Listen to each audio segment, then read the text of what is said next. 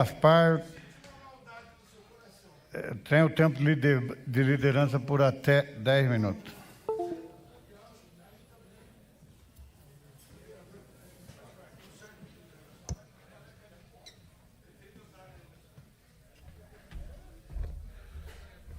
Boa noite, presidente, demais membros da mesa, colegas vereadores, todos que nos assistem.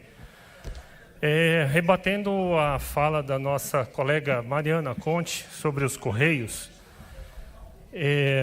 foi dito que o Correio é uma empresa que dá lucro, que deu mais de 9 bilhões de lucros nos últimos anos.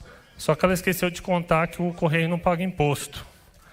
Se a gente for analisar tudo que ela não deixa de pagar, se qualquer outra empresa que concorresse com o Correio, como o Mercado Livre, tivesse que pagar anualmente, seriam 3,6 bilhões por ano.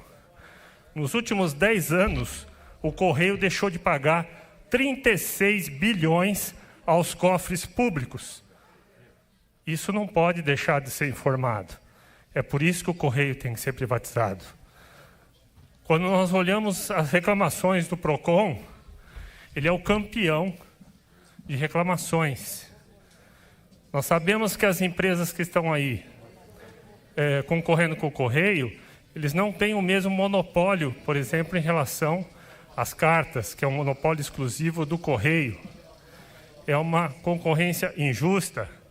E mesmo assim, muitos locais da cidade de Campinas, como no todo o Brasil, não chegam nem correspondências, nem encomendas. Sabemos das filas imensas que existem nos Correios, as reclamações. Não pode continuar assim. Soubemos dos escândalos bilionários que aconteceram no mensalão, os fundos de pensão. Isso não é a exclusividade do Correio. Sabemos que todas as empresas estatais servem de cabide de emprego aos interesses dos governantes, que ali colocam todos os seus apoiadores e pessoas que têm que apoiar esse governo. Isso custa caro ao bolso do contribuinte, do cidadão. Eu, outro dia, fiz uma indicação ao prefeito Dário Saad sobre uma possível privatização da Sanasa. Eu preciso explicar que essa privatização não significa necessariamente vender a empresa. Existem vários modelos de privatização, entre uma delas, que eu acredito que seja a mais viável, seria abrir o capital da empresa, capitalizar a Sanasa no mercado financeiro, onde as pessoas, os próprios funcionários pudessem comprar ação da Sanasa. Isso permitiria entrar dinheiro na empresa e ela investir e se tornar melhor do que ela já é. Nós sabemos que é uma empresa de excelência, temos uma das melhores qualidades de água do Brasil, a Sanasa é uma empresa de excelência, não há como dizer ao contrário, porém a gente sabe o preço salgado que é da água, que é a grande reclamação do campineiro. Então, com uma possível privatização, nós conseguiríamos otimizar esse custo. Ela teria uma gestão muito mais eficiente, sem cabide de emprego e visando a parte técnica com excelência. Isso poderia possibilitar a diminuição do custo da tarifa. Sem dizer que a Sanasa poderia ser uma empresa de gestão que poderia prestar também serviços em outras cidades, não só em Campinas.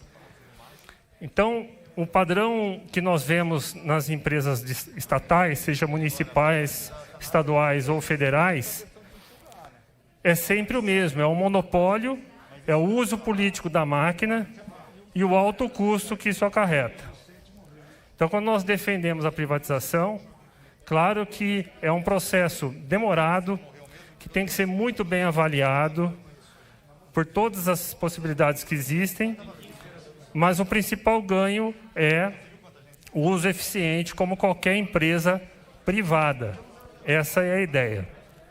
Então, no caso dos Correios, demorou demais, os prejuízos foram na casa de 36 bilhões de ausência de pagamento de impostos e que custou muito caro aos cofres públicos, mas graças a Deus, agora com a aprovação desse projeto na Câmara dos Deputados, se iniciou um processo que ainda vai levar muito tempo para ser efetivado, porque nos primeiros 5 anos o monopólio do Correio ainda persiste para a empresa que comprá-lo.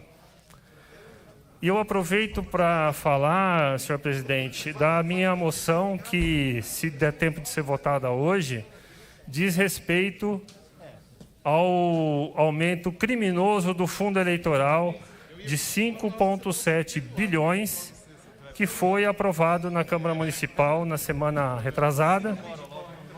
E nós sabemos que na eleição passada, esse custo foi de 2 bilhões.